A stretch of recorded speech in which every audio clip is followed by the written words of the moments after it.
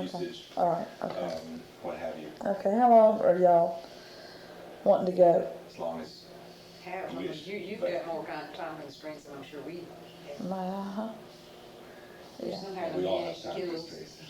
started later I than know. we talked about starting. Well, What do okay. you, Why don't you talk about sort of how this session has been different from your first one, and Well, you started out asking me about how I was to going run to. for I office. didn't know how you had gotten into office. I knew the piggyback stuff had been right before, and I didn't know if this was a direct outgrowth of that or Well, as Beth said to Harry Truman, are we on? yeah. Okay. That's an old. Do you remember seeing that? We were sitting there watching early TV in the 50s or whenever he was in office, and they're sitting in Missouri on the couch, and she says, "Are we on, Harry?"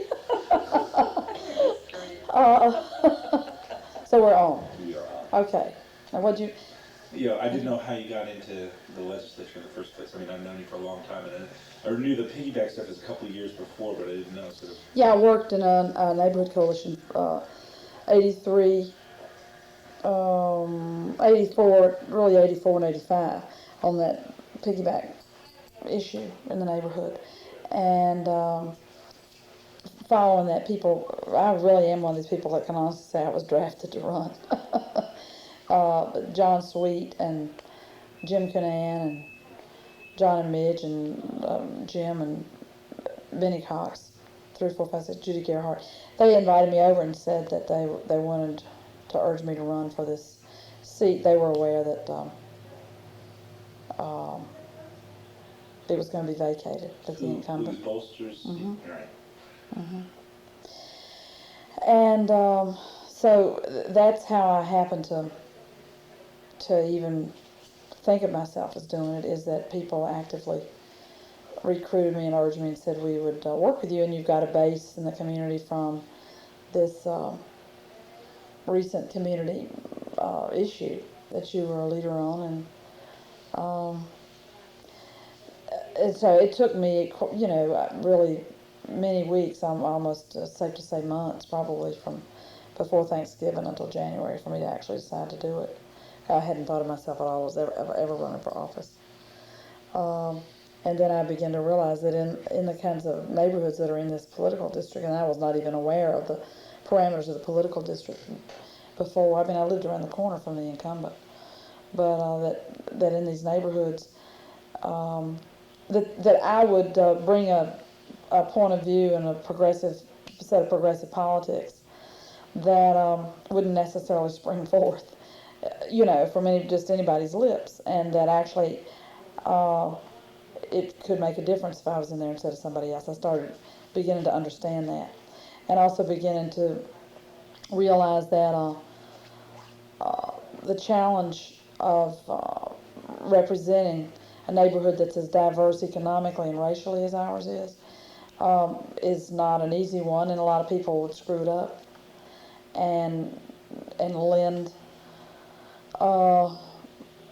heat to splitting out, bifurcating the situation, and representing one or another strata of folks in the district, but not representing the whole district.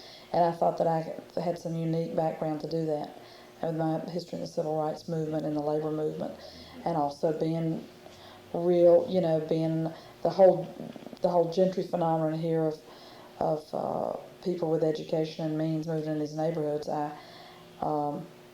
was able to work with them and relate to them, but also link them with the other elements in the neighborhoods that they maybe hadn't thought of being linked with. So that's how I came to run. Was people really said, we know how to run campaigns and we'll help you, so I began thinking that maybe I could do this better because the first thing I told them was I'll let other people. I'll help you find somebody good, but I sure can't do it. I was not thinking of it at all. So, and I think particularly for women, I've just been in a conference for a couple of days of Southern women in politics, about 450 women. That's right. It was real good, and I always get a lot out of those opportunities of networking with women that are in these similar settings, decide run for public office, be elected officials, and run campaigns and all that sort of thing. And I think I went through a real predictable set of considerations that women tend to go through. A lot of people would go through, but particularly women, around self-esteem issues and who do I think I am to do this. I'll help somebody else do it. I won't put me out front. And could I really do this? And what makes me think I'm good enough to run for this? And how can I go ask people to write checks to me and vote for me? And that is really a little bit unseemly and immodest. All of those sorts of issues came up for me, and I really consciously kind of worked through them. And John Sweet said to me something that really will continue to repeat to people because it really resonated. It was the thing, kind of one of the turning points, in addition to what else I've said about deciding to do it, is that he said, I can guarantee you that no matter win or lose, no matter the outcome of the race, and I think you will win, I think you can win and you will win, but that putting yourself out here like this opens up doors to incredible personal growth opportunities, and you're a changed person by it, and it's it can be very important and positive thing to you. You'll never be the same again doing this, and that struck a chord. The authenticity of that came through. I thought he knew what he was talking about, and he was speaking from the heart, and I saw it as that opportunity. So I say all that to say that there was a lot of consideration about doing it. Yeah. And there any other respects in which being a woman entering politics that, besides the issues of self-esteem and putting yourself out on the line, that were pertinent? Well, actually, there were a lot of it kind of bubbled around the neighborhood about who's going to run, and there were not inconsiderable people and opinion makers and shakers and movers who really were quite objectively fairly sexist in the way that they came to the question of who should run, who do we want to fill the seat. I mean, there were things said about me like I was too shrill and strident, which men are never called shrill and strident, rarely. I mean, just imagine, can you even think of that? And that we needed somebody that could go down to South Georgia and go duck hunting with the good old boys. Well, that pretty much rules out most women, doesn't it? And so there were those. I mean, I had already decided to run by the time I heard those things, but those attitudes were certainly out there among people that would have called themselves pretty open-minded, among men that would have called themselves pretty open-minded people. So, and I'd never thought of running for office, and had even to lead that piggyback coalition required a real conscious decision. I mean, I'm comfortable being on committees and helping somebody do something, but the thing of stepping up and saying, I'm going to be accountable and responsible, and you can count on me, and I'm telling you that I'm good enough and strong enough and have the ability to lead this. I made a conscious decision 2 years before that to do that, which again was breaking through some of that self-doubt, and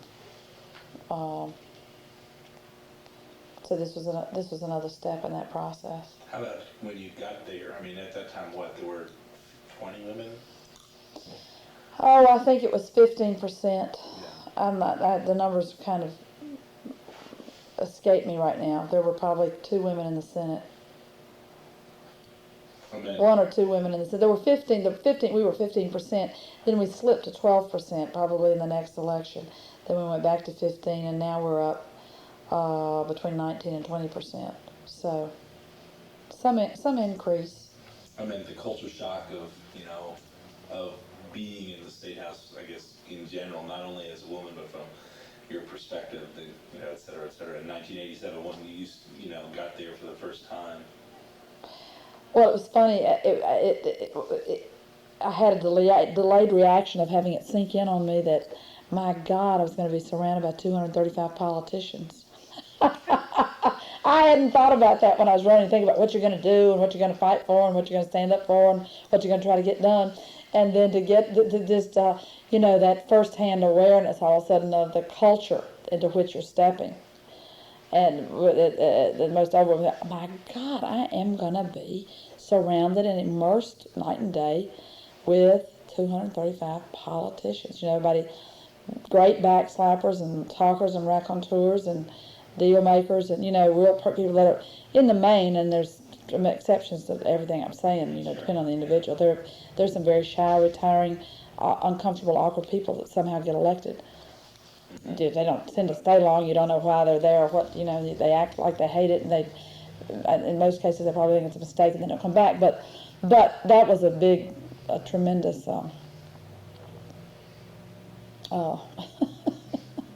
revelation to me. I don't know who I thought was going to be down there.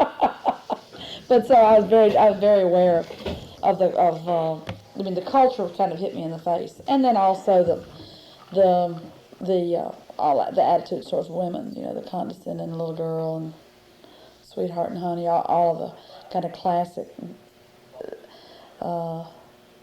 diminishing of women as any kind of equals down there.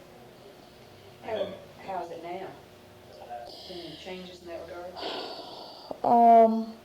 Well, Anita Hill, Clarence Thomas has happened. For one, I mean that's a big significant recent thing, is that there are people and guys have been criticized in the press for being sexist, and I think there's a lot more carefulness around it now.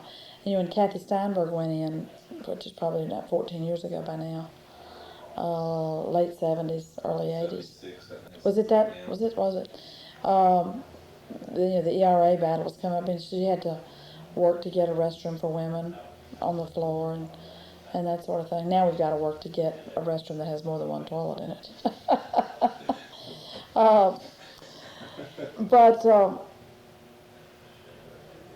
there's change, and there are women. You have Georgiana Sinkfield and Mary Margaret Oliver playing pivotal roles in the two houses, and a governor who supported women on the put women on the Supreme Court and has women floor leaders. I'm the second female floor leader that Zell Miller's had, and you've got so there's been a lot of change in that time. I mean, there's been change in the country in that time. The Year of the Woman, all this growth of women in politics and nationally. So there's a much heightened sensitivity to it down there. How about among the leadership? Well, yeah, I mean among the leadership. Mary Margaret Oliver is a key player. She's in the inner circle of the Senate. She's chairman of the Senate Judiciary. Now, all this stuff this is new stuff. I mean, we're just settling into this. This just happened a few months ago. Georgiana Sinkfield, her committee and her ability to influence House leadership and the pivotal role she played on the welfare debate, the debate over welfare, and she did that the year before on reapportionment. She's in there in the inner council with all these old white men in their latter part of their years in the legislature, have been down there 15 or 20 years, and she's laying out to them, no, we're going to have to do this on these maps, and Justice Department says that, and she's, educating them on the welfare. So that's different. And all that's real new. Women on the policy committee in the House. And it's tiny still. It's tiny. But there's a women's caucus. Which was formed when? Well, we actually introduced our first bill together and supported it as a women's caucus year before last. In other words, this is the 93 session, 92, 91 session of 91. 91 session, we did the Georgia Child Care Council bill to establish that, to deal with the Federal Child Care Act money was coming in. And that we all got behind that bill and passed it. And then so that was the first year of joint action. And how has the caucus evolved from 91 to 93? Well, it's been in fits and starts, and there's now a firm resolve among a core of women to raise it to a new level. the problem that it's had is if you don't have people who are committed to do primary work on it, A, and B, bring the talent to do that, and C, don't have another agenda that keeps them too busy to do that, you thrive. When Rita Valenti was in there, she was a real shot in the arm. She was willing to put a lot of time in it. She was a freshman who came with a whole lot of skills and politically developed. We really missed her when she left. She just served one term, 2-year term. But now we're having a retreat next month. We've decided on a formal structure, and we'll be filling the seats for the rest of this term. In July, we're going to go spend the day together and retreat, and then we've got our meeting set for September to do a legislative agenda. We met with Florida caucus members over the weekend at this meeting to hear from them, and we're going to be doing bylaws and setting up a committee structure and having people responsible and accountable for pulling us together. So it's going to make a big leap here, and it's very clear to me that at this point, if we don't do it, it's our own failure to do it. It's not anybody blocking it. It's not. There's nobody out there who's sitting up night and day scheming on how to stop us. I mean, they may when we get enough clout to worry somebody. But we've passed bills. We passed the mammogram pap smear bill last year, and had to really fight about that. And we passed, got behind the anti-stalking legislation this year, and got funding for support programs for women prisoners. We got some funding for REACH. Not enough. I mean, but a start. And passed some other things. I mean, without lingering on that.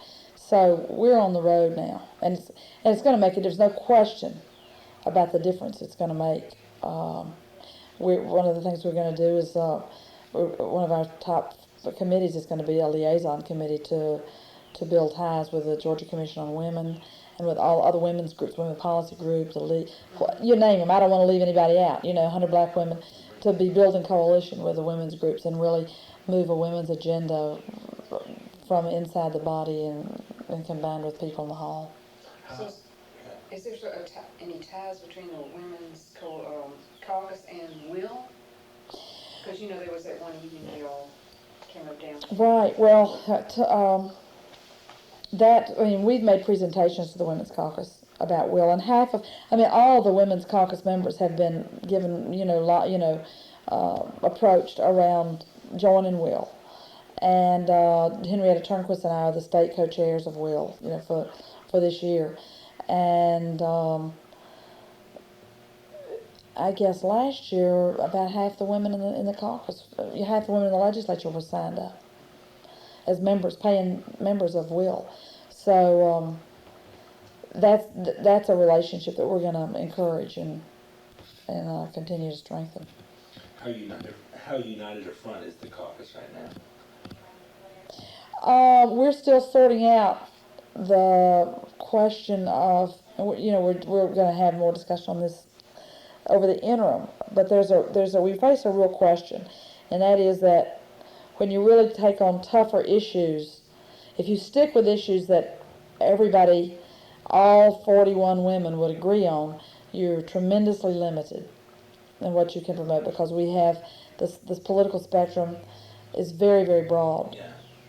And we have people that have been elected from the religious right who are seated, females, in the legislature. And so we're sorting out that question, and it's real clear. And we've had some open discussion about it, that if we stay on the safe stuff, that we're just limiting ourselves and our ability, and that we face taking on some tough issues where there's not 100% unity inside the caucus. We have right now we work on we cast votes and picked our 6 top issues for this past legislature. And so there wasn't anybody that said, I can't, but we selected what we screened. The stalking, child safety. I probably cannot recapture all of them right here, but there was the deadbeat dads bill, House Bill 89. There was the stalking. There was Dorothy Felton got something on looking into the QBE status of QBE and its implementation. A study committee. There was another piece of funding that we went after and didn't get. I can't remember what it was now. Anyway, Yeah. But the point is, we did pick some issues this year. We didn't get them all, and we weren't organized enough to get them all. But we're looking at how, I mean, in Florida caucus, what they do is they get a thrust on an issue, and they go with it, even if there's some people in the caucus that won't back it or can't back it. And that's, you know, that's something that we're looking at, figuring out how to do that, because there's a strong feeling that we don't want to. On the one hand, you don't want to split everything apart, but you don't want to have such lowest common denominator that you don't do anything but just apple pie. right. And you feel you have both the total numbers and particular leaders within the caucus to move it to the new level right now? Yeah, I think getting a structure and some leadership is real key, and that we're positioned to do that. And another thing that's been real interesting is that the caucus, the experience in the caucus is unlike any other experience in the legislature. Any place else, it's a different culture than all of the rest of the legislature, the women's caucus is. And I can't speak about the culture of the black caucus intimately. I'm a member of that caucus, but I'm not, the day-to-day life of that caucus is not mine. I mean, so there are people that could experience the black caucus, very much as being a home away from home and unlike any other place in the legislature. But it's very interesting. We run by consensus a lot, and there's we've openly discussed our commitment to racial inclusion, and that's critical for us to be broadly biracial and have our bodies, reflect. And that's that kind of discussion going on in the legislature or anywhere else, about racial inclusivity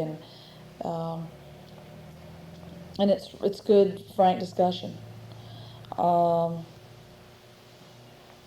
And people are very aware of supporting each other, as opposed to competing with each other. That's a real undercurrent of it, and that's why we need the caucus. And people bring their issues and their bills and their situations to it. And there's a real level there of supportive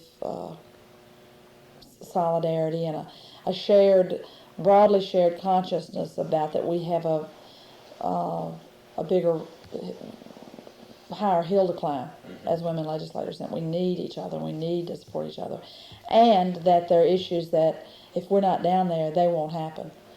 If we're not there to raise them, they're not going to get raised. And so all of those things I'm saying to you are things that we consciously discuss and exchange views on, and it's real interesting. The women that are, it means a lot to the core women that are most active in it. And it does bring together Democrats, Republicans, rural and urban, black and white. Well, often women's movement, and particularly the so-called white women's movement, is criticized for not really caring that much about issues that really affect black women. So it's really interesting to hear about what you're saying about the caucus. Has there been statements by the caucus of real concern with the concerns of most black women who, of course, are poor, and since that's, of course, one of our interests in the Georgia Legislative Review? Could you speak a little bit about that, about, these, and it's a race, but also somewhat of a class concern? Right. Are all the bills going to be like, these bills that all middle-class women could get behind, but that, in fact, most of the women in Georgia who need some help? Well, the peach slots, expanding peach was one of our priorities. And that's a class, jobless women. I mean, those are people coming off the AFDC rolls, the welfare rolls. We organized a trip to Hardwick, to the women's prison, and went down there on a fact finding, and have had the corrections people come to us and have fought tooth and nail to get any money for women inmates for the REACH program in the budget. I mean, fought till the final hours. Got it in the Senate. It was taken out in conference. Had to go back and fight some more. The single project, aside from reorganizing ourselves internally and getting our legislative agenda ready for the next session, that's been proposed to us to do this year in the interim is working on building a library, launching a project to build a library for the women's prison as it moves up here, and getting a support network, using our resources and contacts to get a support network going for those women. So, and it's very interesting. I mean, we've even, very conservative Republicans have been on board with this. And the peach thing was a top priority. And in fact, one of the women that brought some of the most information about it, it kind of had it as a personal cause, was a conservative white woman from Rockdale County about peach, about how we needed to fully fund this program. Well, of course, that goes with the conservative agenda to try to... In terms of welfare, burden on the taxpayer kind of theory. But there's also room in the caucus. I mean, there's also been times, where black women will speak up and say, well, I don't like the way that sounds, now you're coming off like that. That's what white women always do, overlook, and sometimes, so there's a real atmosphere of people saying what they think. Mabel Thomas stands out. Mabel Thomas and Georgiana Sinkfield both are black women who have been real consistently committed to seeing the caucus work and to encouraging black women to participate and to speaking out in the caucus out of their experience as black women. And, hanging in there and tussling things through and that sort of thing. So there's been leadership among both the white women and the black women who share that commitment to building a biracial caucus that really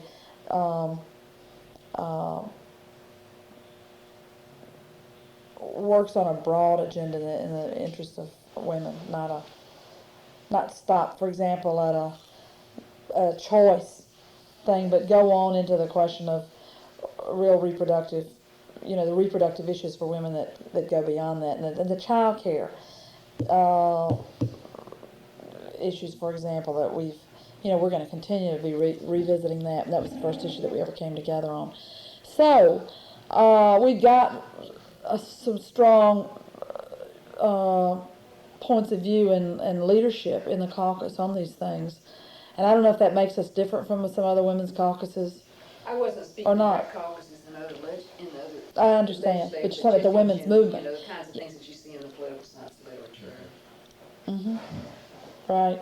Yeah, and it's real interesting that because I'm convinced, and I say it all the time in the caucus out loud, and I'm one of the white women that will, give voice to these things and raise, if something's going astray on any of these things, point it out and raise it. And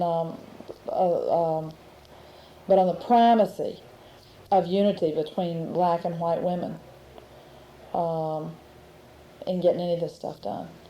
So one of the things we're going to do is look at other caucuses and try to exchange and network and find out more about how they're structured and what they're doing. And that's going to be interesting to see how the class and race issues, played out in other caucuses. Oh, okay, great. Fabulous. And that kind of goes against what I saw as the grain of this legislative session, which seemed, if anything, more racially polarized than, on some issues. I mean, maybe I'm mistaken, but what's your sense about the degree of racial polarization as a whole in this session? I mean, well, the common wisdom is that the flag issue really brought out the white animosity, and lend itself to a racially charged situation. It's interesting because, to tell you the truth, I saw more kind of dishonest discussion and naming from the well of the race question by blacks and whites than I'd seen down there, I think. Larry Walker made that speech. Are you familiar with it? Which one is that? Well, he talked at some point. He got up and said that he'd never remembered a session where race was such a Right. That's kind of beginning and ending point of everything, and that the leadership from across the state, black and white, that was here in the legislature really needed to come together and show that there was a way to work together and never, don't be, not to fan the flames of polarization, but figure out how to bring people together. And that was, I thought that was an interesting message coming out from the leadership, top leadership.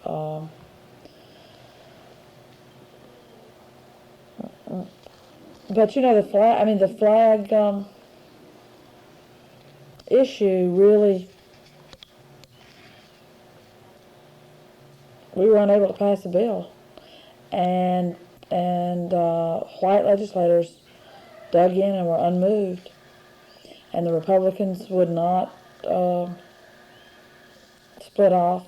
There were indications early before the session. There were some top Republican leadership in the state that said that they would support changing the flag, and they waffled and fled.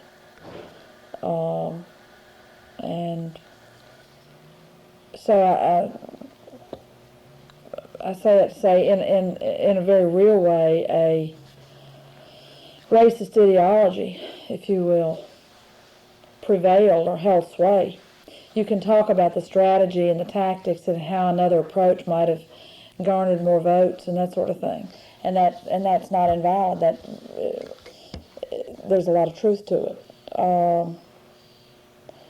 and the bottom line is that they came out without changing the flag, and that those views held by whites that blacks get too much already, we're tired of giving in,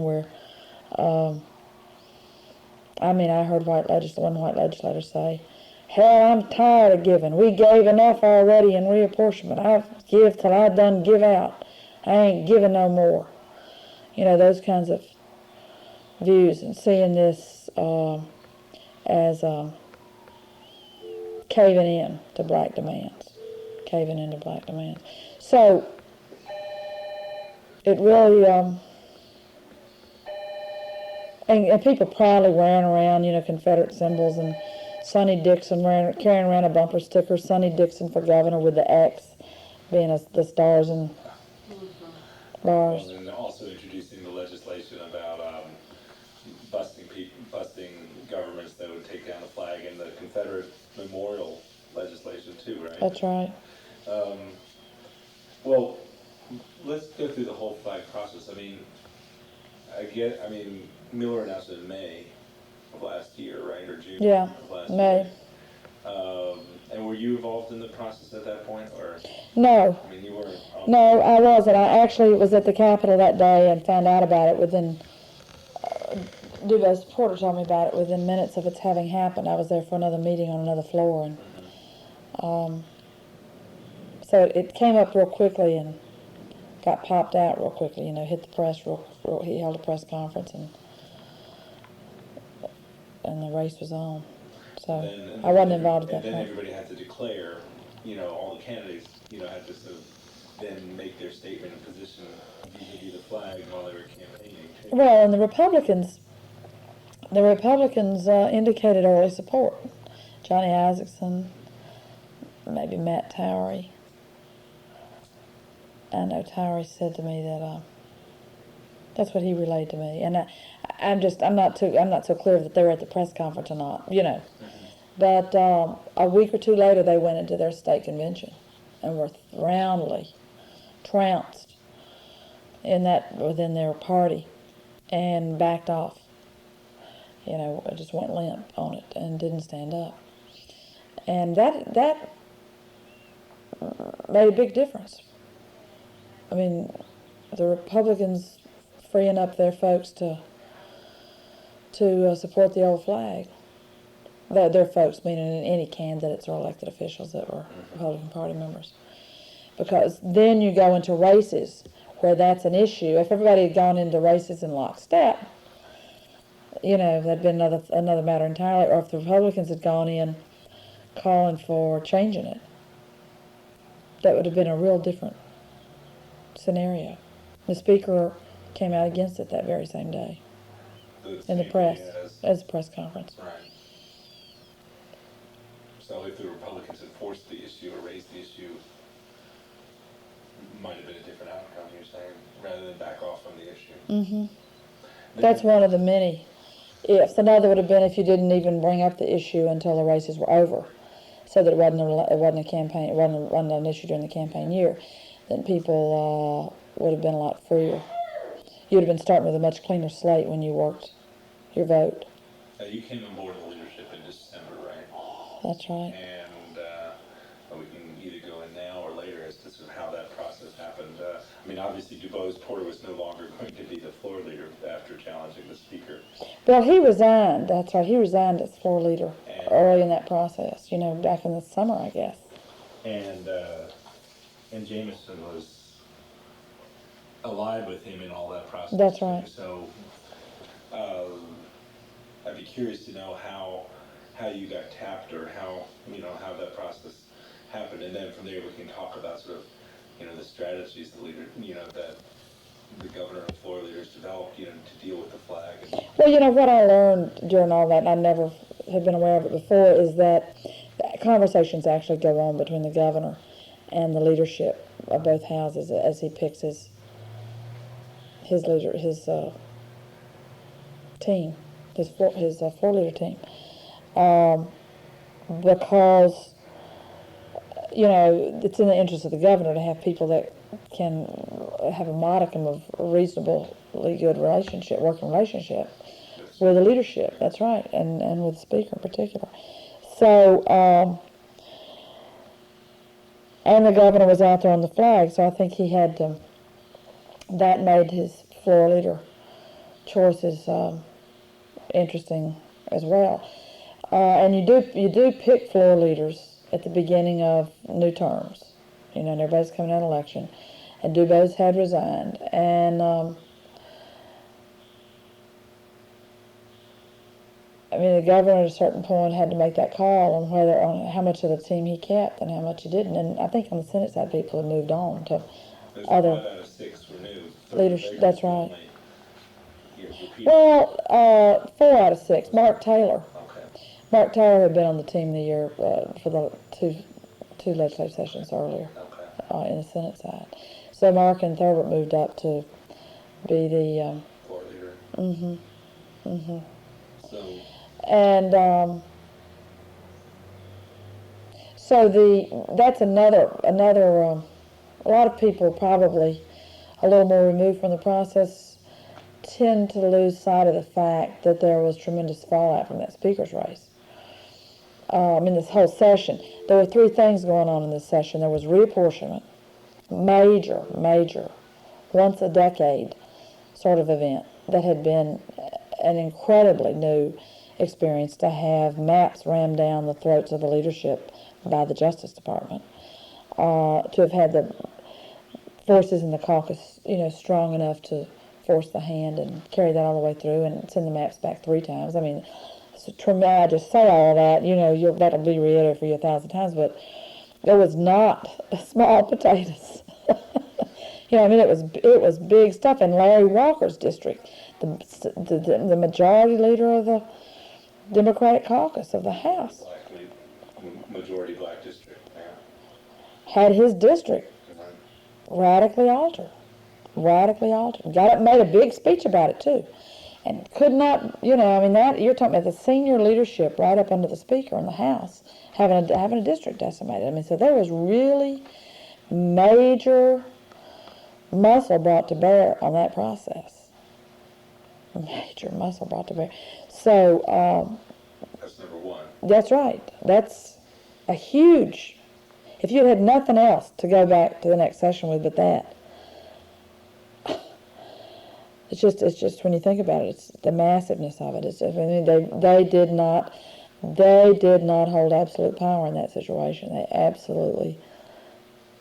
I mean, we sat and voted against the speaker's, the leadership's first reapportionment plan. The Black Caucus, progressive whites, and whites from the mountains that were mad about something. Jeanette Jameson led them. I mean, the speaker, they sat there and watched their maps be voted down. It was, a harbinger of things to come. I view that as a watershed vote the night that those maps were turned down. Because it meant, hey, everybody's going for it. The speaker doesn't have a stranglehold on the votes in the body, all predictability is gone. And it tends to be a fairly predictable place within some parameters. At any rate, then you had the flag situation, which was really had people polarized, and tempers hot and heavy, and race right out there on the front yet again. And then 3, you had the speaker's seat, the speaker being challenged for a seat by a reform candidate who, didn't mince words too much. And there was the slush fund issue and all of that. So those were 3 very incredibly strong forces at work during this session. But the other interesting thing is that in the wake of reapportionment and in the wake of the speaker's race, you had the Black Caucus significantly on board with the speaker. Right. So it's a very interesting, if any of those 3 things hadn't happened, all of them impacted on each other. And if you hadn't had the race against the speaker, the distance between the caucus and the House leadership could have been as big as a barn, could have been wide open, could have been nothing but daylight. As it was, the caucus went into the session with appointments, with committee chairs, with people on the policy committee, with, incredible different level of clout, because their vote helped keep the speaker in. Was decisive to, ultimately he had 125 votes, I think, if memory serves me, 125 to 26, something like that. So he could have theoretically drummed up 91 votes, absent the Black Caucus, theoretically. But their support that was critical to building that mass, keeping everybody on board and building them, the work that he did to build a critical mass of support to just blank out the other side. And so the caucus came in very united with the leadership. What an interesting dynamic that was. Right. Huh? Think about it. The year after reapportionment, after after Larry Walker got in the well and said, if you want to know what my district looks like, which one it is, take a look at that map over there by the window. It's the one that looks like dried blood. And that is what it looks like. A little pool rivulets of dried blood. Right. So that's an interesting, it's just real interesting how all those things then came in on each other, collapsed in on each other to create a very particular dynamic for the session. How had that impact on the floor leaders? Yeah. Well, I've never looked very much at the floor leader's position before I was in it. I never thought about, I've never spent much time in a thoughtful way about what that must be like for people that are doing that, and et cetera, et cetera, et cetera. But so I was told many, many times as the session went on and after the session, that this had to be one of the most difficult years ever for the floor leaders, because the flag was such a splitting issue. And was one that eventually it was clear you couldn't win, too. That's right, and the governor's position didn't prevail on it. Exactly, a splitting issue, and then one where the chasm was never bridged over. So what was your strategy as floor leaders vis-a-vis the flag? What kind of coordination did you have with the governor's office? Well, there were forces that were kind of beyond our control. There's a degree to which the floor leaders operate on one basic level of getting votes in the House, but there are a lot of other levels and layers of activity going on. There's connections into the business leadership of the state, which the floor leaders are not a part of. You know, that emanates out through the governor and his staff and his connections into those halls of commerce, if you will. That's right. And was a question, as I recall, about whether the business community was foot dragging. Well, people, that, you know, that's certainly been said. And then other people have told me that they know the people,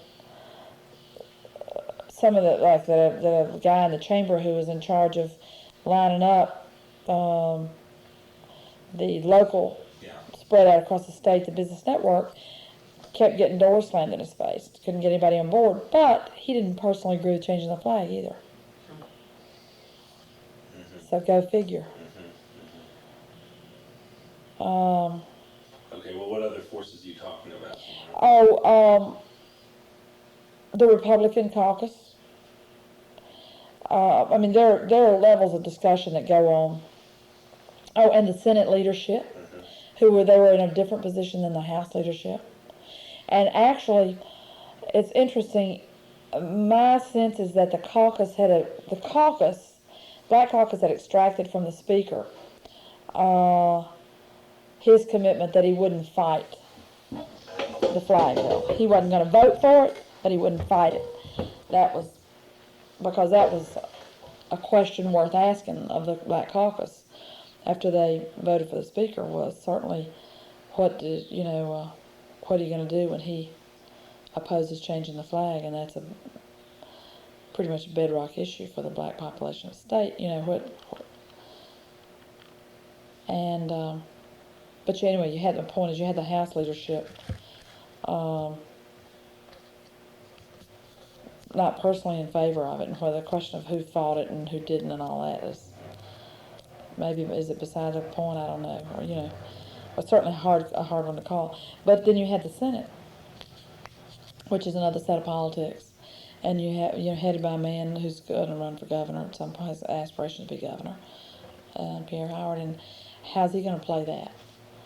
And as well as the other, because the governor said in his speech and often that history will look back on the stands that people took on this, and that people who are at the beginning of their political careers ought to think real carefully about how they want to be recorded on this issue, and that one day the flag will change. If it's only a matter of time, if not this year, another year. But the Confederate flag is not going to forever fly over the state of Georgia, and history will look back. Which side were you on? And how many of you are going to wish you could clean up your record later?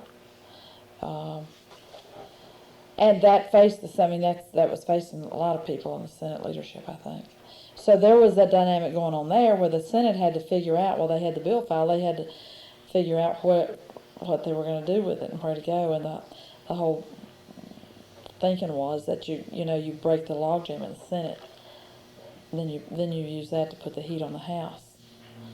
But by the time it busted out of the Senate, it had that amendment. The only way it came out of there was with the referendum language in it, which had already been ruled unconstitutional by the Attorney General, and which the governor didn't want to face anyway. You didn't have the votes in that. No, you don't. No, you don't want that. That's nonsense. I would never tell anybody to go to referendum with that. Why give the right wing another year to organize and beat the drums on that? It's a terrible proposition.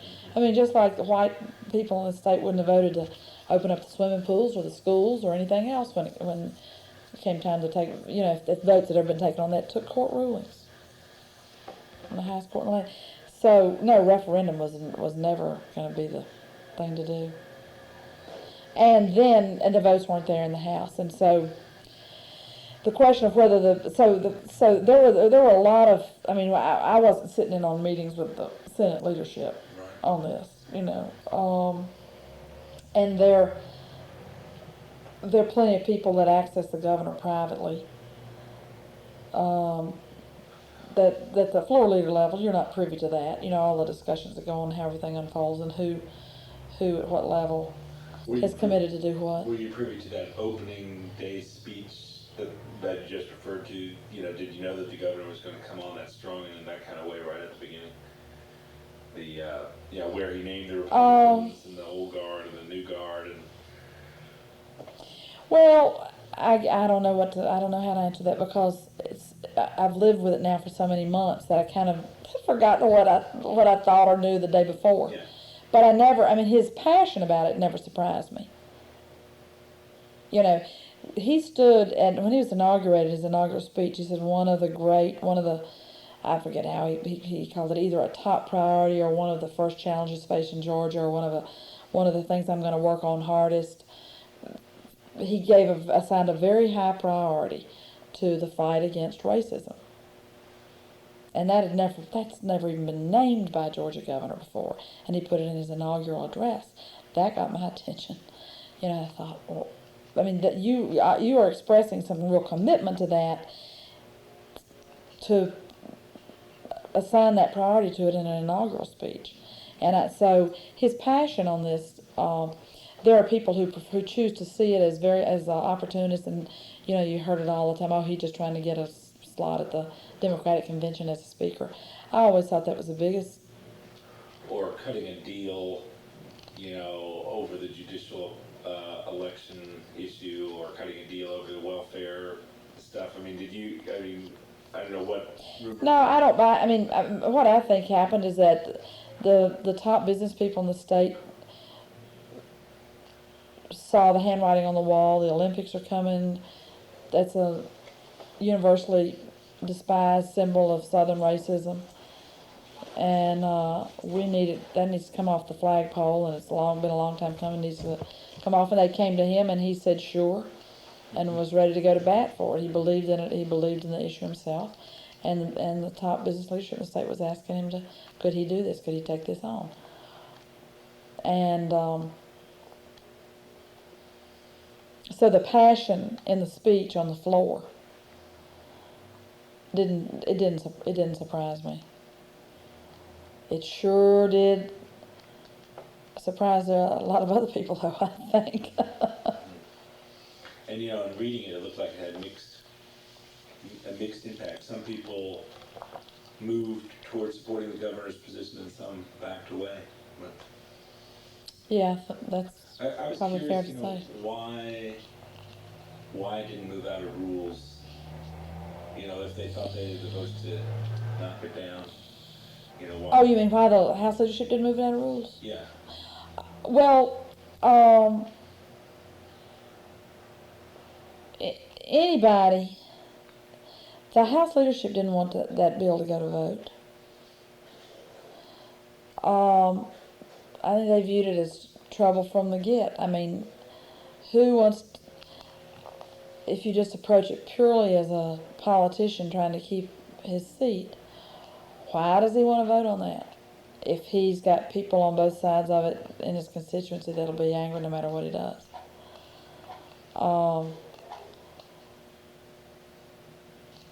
So the leadership was not at all rushing to. In fact, when the governor wrote his letter to the head of rules about informing him that he was not going to request that the bill be called up,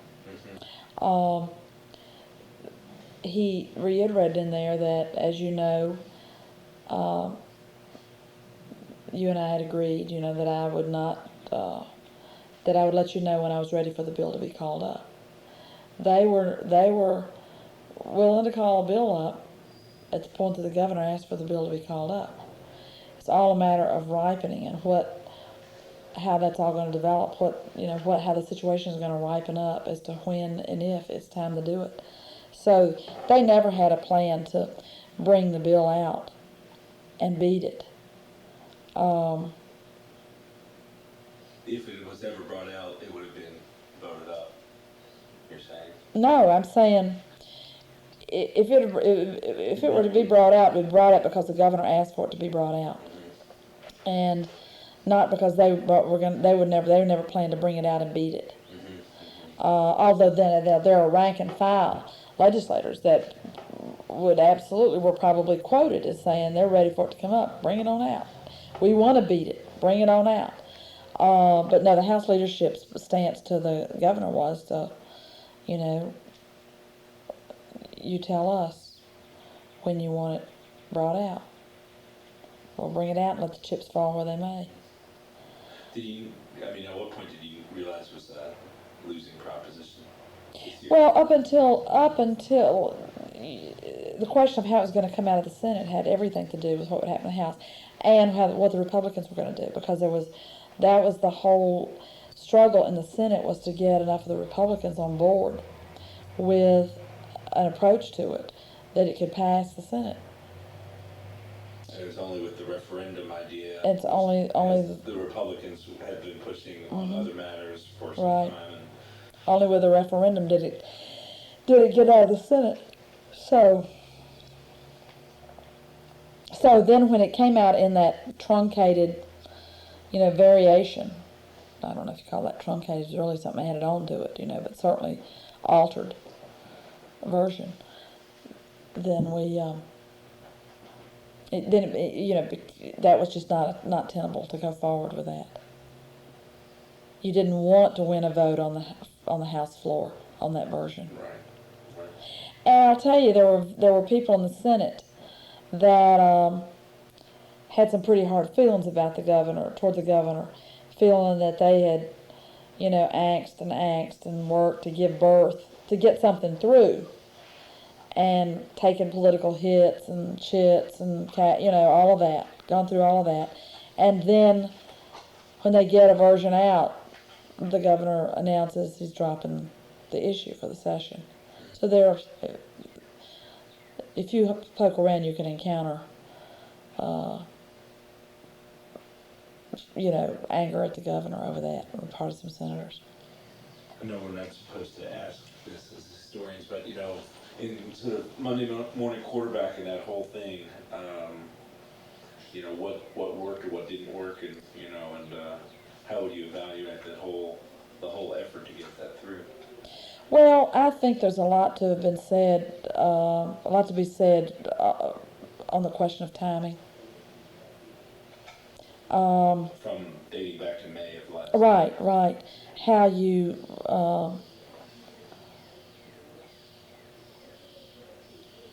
How you determine when to. I don't know, and I don't know what to, I don't have a read on the governor's sense of timing on that, what he thought was accomplished by doing it in May as opposed to doing it in November. What I have come myself to believe is likely is that the scenario of a major push by the business leadership of the state, the established bipartisan business leadership of the state, would be more than enough to lay that to rest. And one point of view you take is you do something way ahead and get it out of the way and get it a done deal. Mm-hmm. That's what we're going to do. Now we're going to do that. Now everybody's on board, and now we're going to address that, and we can all stop worrying about it.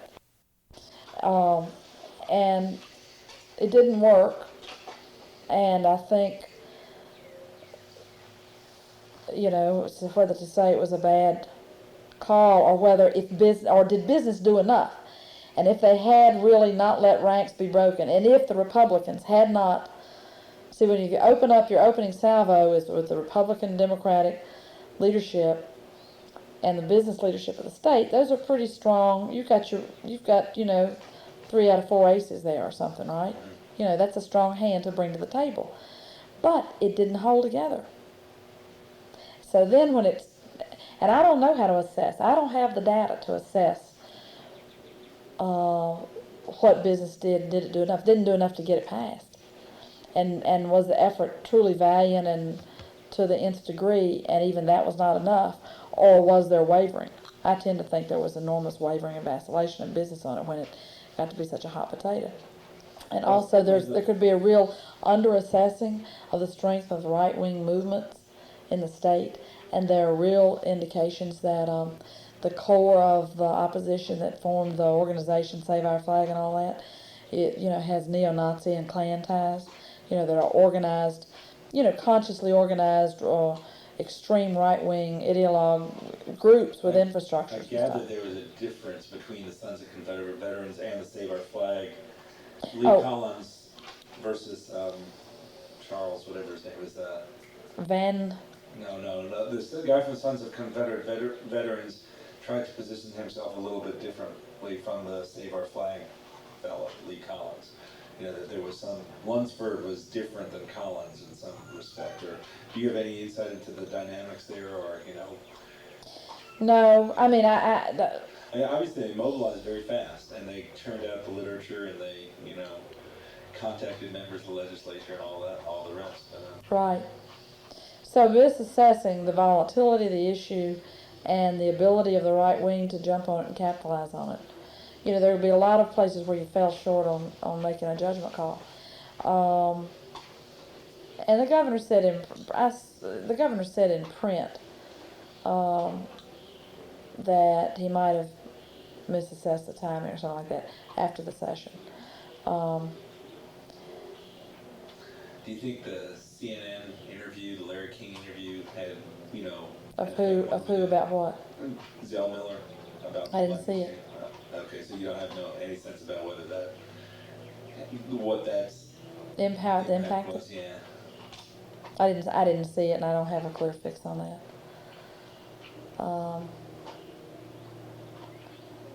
So I don't know if that was that. Did that really? Your last question was, how did I sum it up? Yeah, Monday morning evaluate report. the whole tactics and strategy and everything.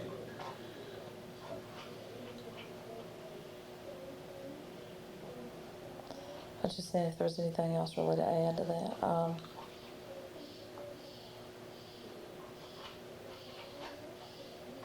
Okay.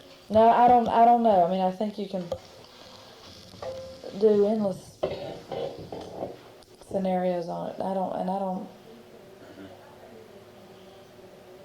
Is don't it know. likely to come up next session? Or do you think it'll take another election before it can come up again? I don't think it'll come up before the gubernatorial race. And you saw the stuff in the paper about the correlation between who's against Zell and versus where they stand on the flag. There's a high correlation of a negative vote for him. I mean, he took a lot of heat on that. I can't see him coming back out on it before the election. What are their strategies afoot for legislative agenda next year that will in some way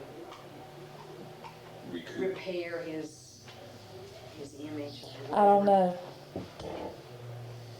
I don't know. There's I know it's clearly that's bound to emerge, but How did it feel being on the governor's team this year, sort of on the inside compared to the outside? And what was that? well, it's real different, and I think I realized after I got along in the process much more about how different it was than kind of when I was looking at the idea of it or accepting his invitation to be on the team. How so? Well, the way I put it is losing your free agent status to have what you say and do impact on somebody else as well as on yourself. That the things that you say and do are reflecting back on a larger set of facts than a seated governor of a state. That's a tremendously different situation to be in.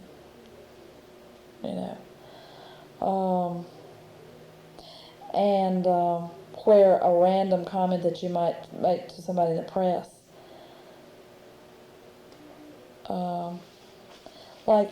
an example is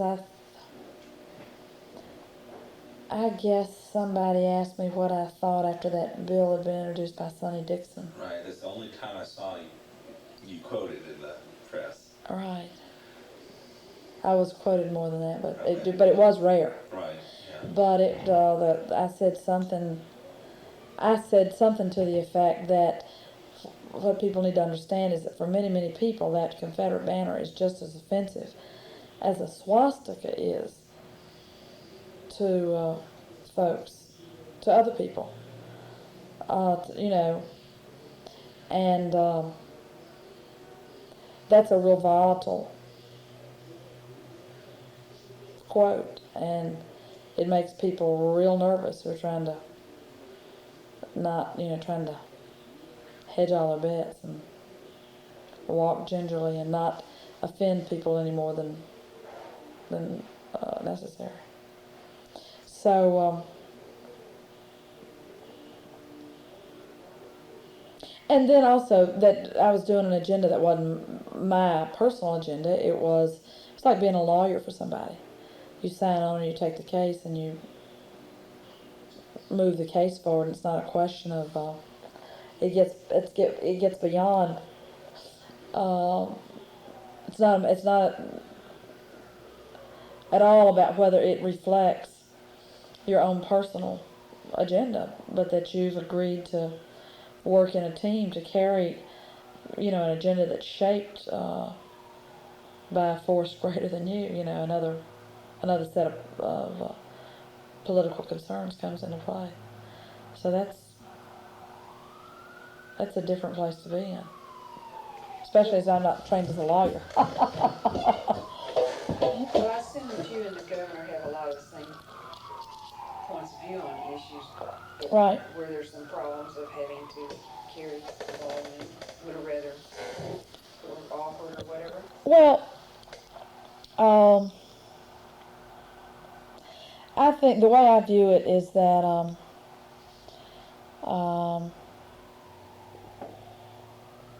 there are important roles to be played all along the spectrum of being all the way outside the elected political process to being in at the core of it, in accessing the inner circles of power.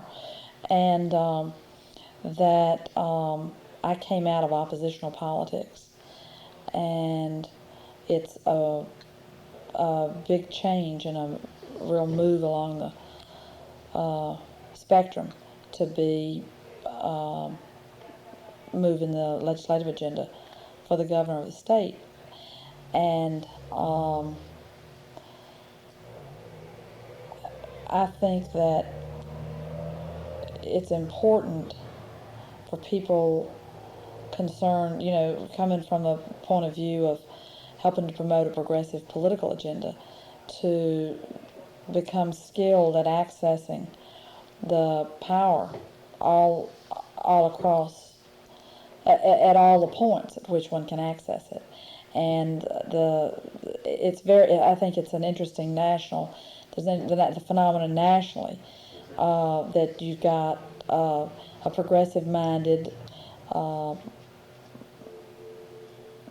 Democrat who came out of the 60s, whose political sensibilities and political consciousness was impacted by the ideas and the movements and struggles of the 60s, who wrote a letter about war and racism, when he was in his 20s and stuff, and he's now in the White House.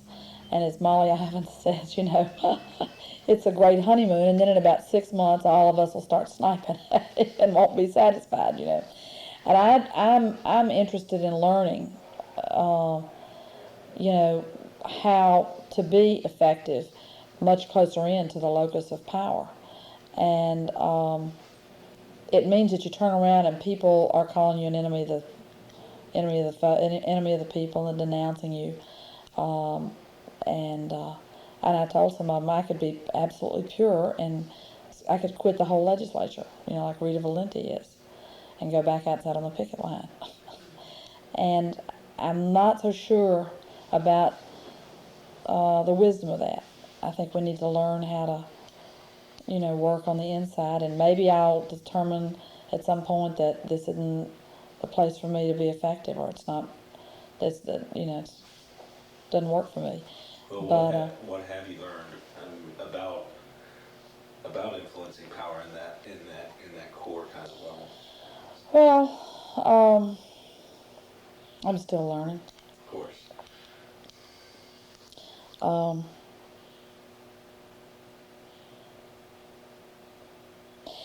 I'll tell you what it's the whole question of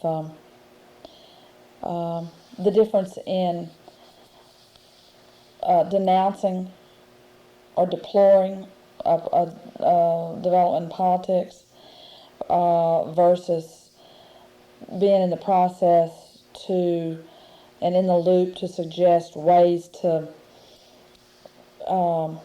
change the approach or to veer it this way, or ameliorate or whatever. I mean, different, or palliate. I mean, you use different terms in different sets of circumstances. I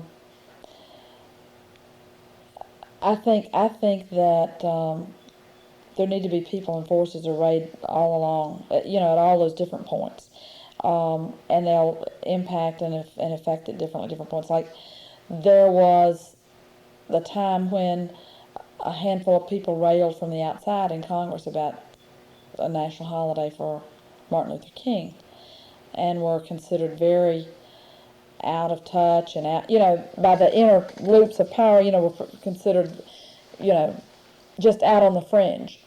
And ultimately that work way out there on the edge moved and developed and was taken up by more and more circles until it became a fact that it was passed as a national law. Now somebody had to start agitating for it when it was viewed as absolutely the remotest thing in the world. But then there had to be people all the way, who could work in the process and move it through, getting the compromises and cutting the deals and getting the votes and move it from the inside. And they may never have done that if it hadn't started out from out here. But you can't just stay out there. And the same person can't play all those roles necessarily either. And it's interesting to look at Cynthia McKinney's role. It's real interesting to look at her role because she was a pariah of the Black Caucus at many points along the way. And she held out, and she held out, and she held out, and she held out. And now there are 3 black districts in Georgia, and she's in Congress. And if she hadn't, or someone hadn't played that role, history would have been written a different way. But she endured much, attack and isolation from many quarters. She was not a popular or liked person in many quarters in that process. And she doesn't always, and that doesn't always bother her, and she's not, and what goes with that is that she's not a person that's the best at building some consensus on some things and, being an inside, she doesn't play on the inside. She got a tremendous amount done, but could she have gotten done what she did without a Georgiana Sinkfield who was positioned at another place, who was playing another whole role? If Sinkfield hadn't been where she was in the process, could what was done out here have played out in the same kind of way? Who knows? Who's to say? I don't know. But there's certainly an argument to be made that there were people at key places there all along in that process that contributed to where it finally came out. How about yourself? I mean, it's too early to say. It's been one session and a crazy one at that. Mm-hmm. Highly atypical for all the reasons you mentioned. Well, I was able this year to do some,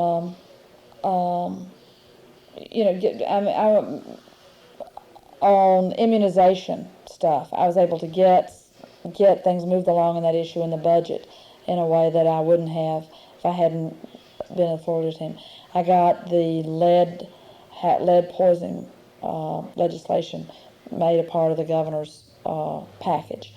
And those are, now I'll tell you, 2 years ago, and he never really gets enough credit for this, it was because of the governor backing my family medical leave bill that it got passed. Make no mistake about it. I remember talking with you at that time, and I was wondering if that was sort of the origins of your... Right. I mean, why? Because he went and yanked into line the very people in state government that were uniting and feeding information to leadership in the House to beat the bill. And he yanked them in the line and tied them down and made them meet with me and hammer out and go back and sit down and shut up. And they would have been, the death of that bill, absent the willingness of the administration to send out strong, clear, and not send out signals. It was very crystal clear, you come in here and sign off on this and, and sit down and shut up. We know what you're doing, stop doing it. And that person's since gone from state government too, I might add, with a woman in his place. I forget where I was going with it. You were saying things that, About how effective you've been yeah, in the process. right. What kind of areas have you been able to, contribute to the consensus you've been talking about, or nudge things in one way or another? Well, a whole area of getting good people positioned in these appointed positions, for whatever they be. I have a whole different level of access on that now, and have the ear of the administration and can help participate in making significant input in some real important decisions. And I think I feel very much that this is kind of the beginning of that. There's a lot more to come, I think, in terms of learning how to do that and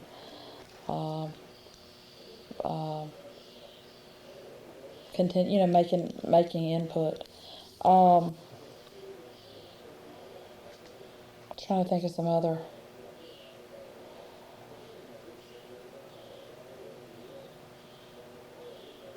I think I've also been able to provide some good advice to people, get other people access, and get their point of view heard. And there's a mix of feelings about it. I mean, there are forces that feel like, gosh, we could always get Nan to do our legislation, and now we can't. Well, Nan can pass a lot more stuff for them now when she can than I could before. Before, you're this lone warrior, just out there on your own trying to pass something and trying to build up enough muscle behind the bill to get it through. And it's clear to me, I mean, I'm learning an incredible amount about the process and having a whole different profile in terms of the way I'm seen down there by the other people that I work with, which is going to impact beyond this, particular session. It moves you into that layer of people that are seen as the players and the deal makers and the ones that are on the inside and can get something done. And you felt that in pretty concrete terms, by the end of this session, that there is this change in perception. Oh, sure. Oh, yeah. I mean, it makes the question of my being a committee chair at some point, the viability of that leaps forward. And that's not to say that anything is guaranteed, but it's given me a whole different level of skills and knowledge and being plugged in and understanding how things work and all of that. I mean, radically different perspective on that. It's been a quantum leap. What kinds of skills? Well, the whole budgetary process, for example, we focused on a lot more. Just the art of legislating, if you will.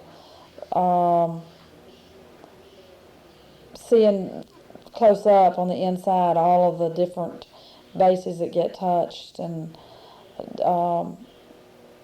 needs that get tended to, and ways to how to understand how to recognize what's going on in situations when people are coming from a hidden agenda and they're saying one thing on this, just a real intensification. When you work on a package of 25 or 35 bills, you're moving a whole lot of stuff and you're dealing with a whole lot of committees and issues and lobbyists and votes and so on and so forth.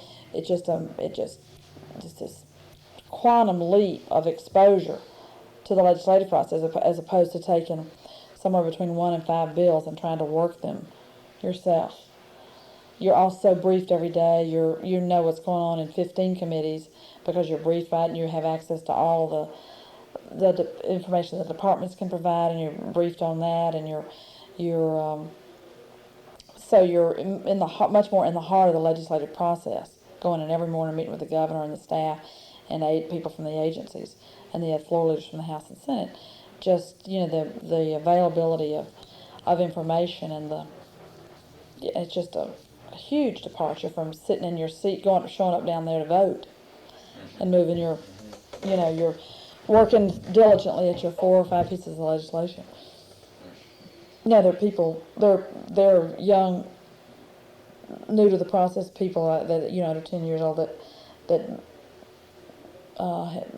move a lot more than 4 or 5 pieces. I mean, Mary Margaret, has got a very high level, really very high level of honed skills and a lot of years as a lobbyist beforehand, as well as formal training as a lawyer, and she can carry an amazing amount of stuff. But the vast majority of people down there, don't even carry one bill. Or they have their local bills, or whatever. Yeah. Yeah. Yeah. So now, say in 1993, if somebody comes to you about an AIDS bill or a hate crimes bill or whatever, sort of, how is it different than 1991 or 1989 when somebody came to you with, stuff about, dealing with the AIDS issue or hate crimes issue or whatever? Well, I'm able to be, on the one hand, it holds the possibility of getting the governor to support some things, because there's all degrees of support that you can get. You can get something in the package, or you can get help on it without it being in the package. You can get the guarantee that maybe the whole bill can't, but we can do it. We can get a study committee, and so there are ways to help people advance an issue, even if I'm not going to take the bill itself. I frankly took very little legislation. I can't even remember. I guess I could if I thought about it. But basically, I made a rule this year I just was not going to try to be everybody. Yeah, take a bunch of stuff over the transom. And I may be able to do more of that now that I'm more. Just out of curiosity, that just brought up, you have a reputation, of course, of being a bridge builder within the Fulton County delegation, in the past, of, bridging black and white representatives in particular in Fulton County. How did the dynamics of the Fulton County delegation change this year with the new additions and, new members and so You got 6 Republicans. You got 18. It went from 19 to 18, and you went up to 6 Republicans. That's kind of what I'm talking about. Right. Yeah. And you have to have 12 people now to pass a local bill. Right. 12 out of 18. It was 13 out of 19. But you've got 6 Republicans, so you have to have every Democrat or get a Republican to pass any bill now. And so anybody who so it's a tighter situation. It's a tighter situation, and people that Democrats that are a lot more conservative, like Dick Lane. Right. You're in a constant danger of whether you're going to hold or you get 12 signers on anything that's going to tap into those partisan divisions. To what degree did the Fulton County Republicans, align, if at all, with the other members of the delegation on? Ally with us? Yeah, on anything. Oh, there were pretty much just there were plenty of votes. There were plenty of votes where everybody was together. Yeah, sure. They didn't break with each other much. I didn't, and I wasn't as galvanized by the Fulton Issues stuff. I was so busy with other stuff, but with the governor's package. But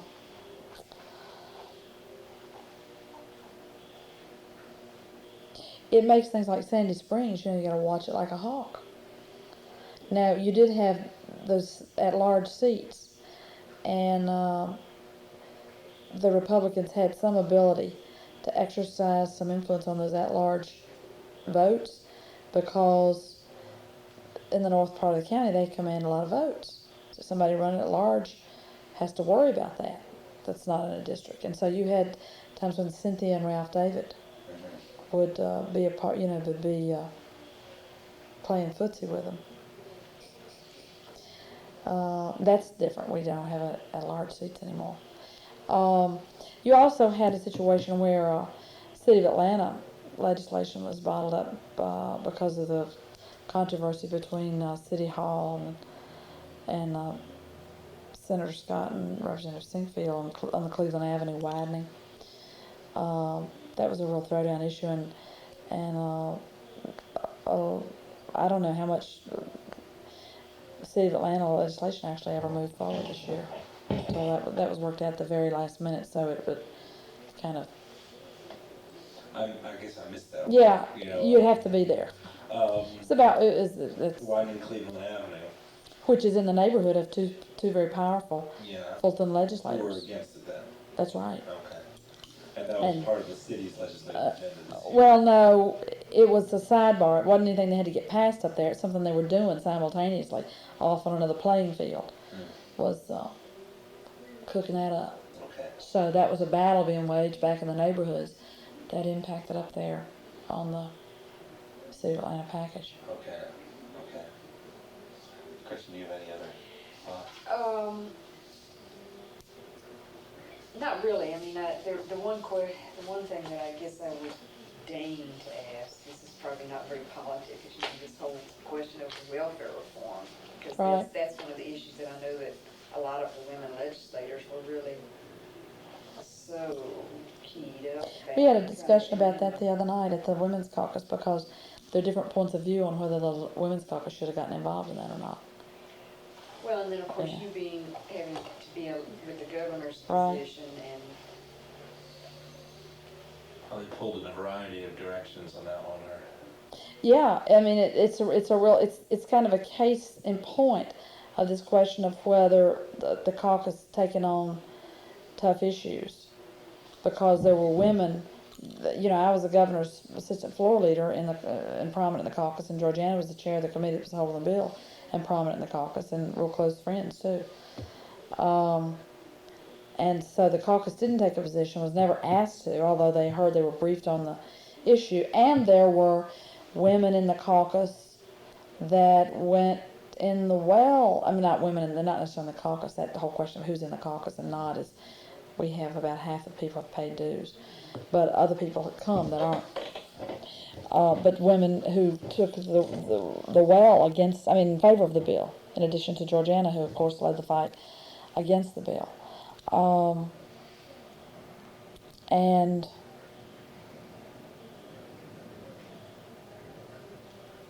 what actually came out of the whole, that was another whole major struggle of the session, because it became the bill that the House leadership pitted themselves against the governor on.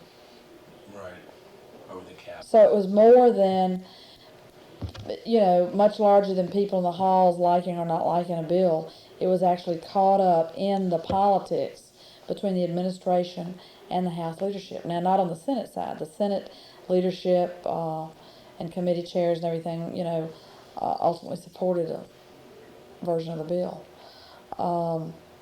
Why did the House leadership choose that to be the battleground this session? It's an interesting question, and it has to do. It's a very interesting question because the Speaker assigned it to Georgiana Sinkfield's committee. Right. And he knew what that meant. And actually, the Speaker started out this year saying that he thought he'd been too cooperative with the governor. And he wished now he hadn't been as cooperative with the governor in the last 2 years. And he sure wasn't going to be that cooperative anymore. And that had to do with two things: the flag and Dubose Porter, the governor's floor leader, running against him. Because no matter how you look at it, there had to be, on the Speaker's part, a broad perception that that Dubose was the governor's candidate against the Speaker, and that I'm really convinced that wasn't the case. you know, but it certainly was an honest question at the beginning of the thing. But I mean, it's, you know, so my point is the speaker survived that, came out with flying colors, but sure didn't forget it. And that, along with the flag, typically the way that house operates is you look for the things at the beginning that you're going to be able to hold on to give you leverage, and you don't give up anything without getting something, you know. And so holding that bill hostage met the larger agenda of the speaker, and the real struggle is over money and the budget and a lot of these other things that get a lot of play in the headlines about an issue are really, when all is said and done, sometimes essentially poker chips for the budget. Not always, but you know, it's a point of view that most people wouldn't get from just reading the headlines. So it absolutely serves his purpose to have as much stuff that's important to the governor's package hold up, that can be played out at the appropriate time, that can be used. I mean, you nudge this, you pull that, you got this, well, you want this, well, we'll get this, well, you let that bill out, we'll just let it move forward, and then, well, on this funding thing here, well, when we come, and so all of this is an elaborate chess game, and that may not be the best analogy, you know, because maybe it is, but there are many, many pieces in play, and you stay steps and steps ahead. So one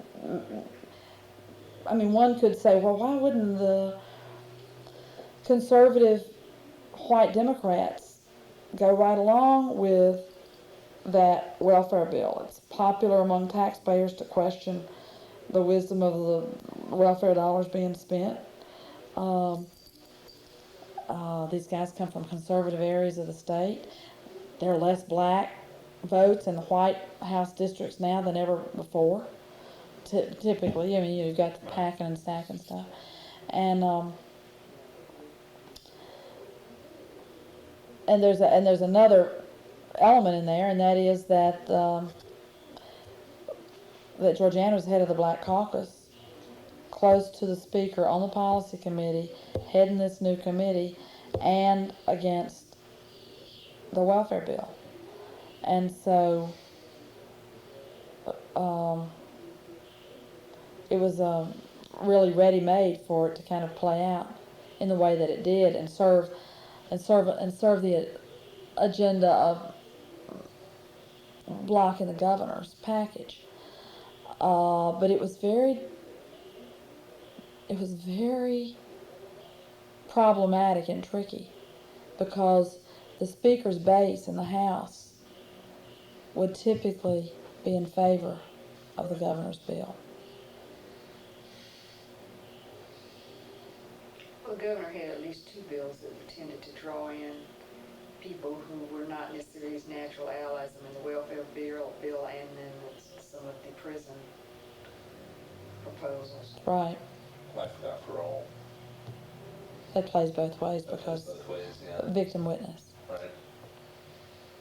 victim impact, victim The victim impact. impact bill, what was it, 486 or something, right?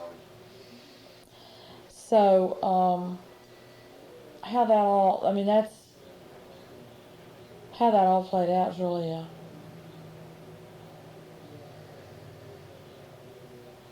you could have written the script wrong from about 5 different angles if you tried to write it before the session played out.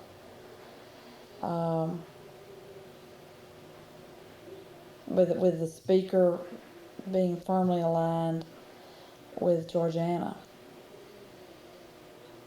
Anyway, I don't know if the caucus Black Caucus took a position on that bill. They may have, and I just having a total lapse. Yeah, I can't remember. But I can't either. I really can't. There are some mixed feelings in the Black Caucus on it, but they may be minor.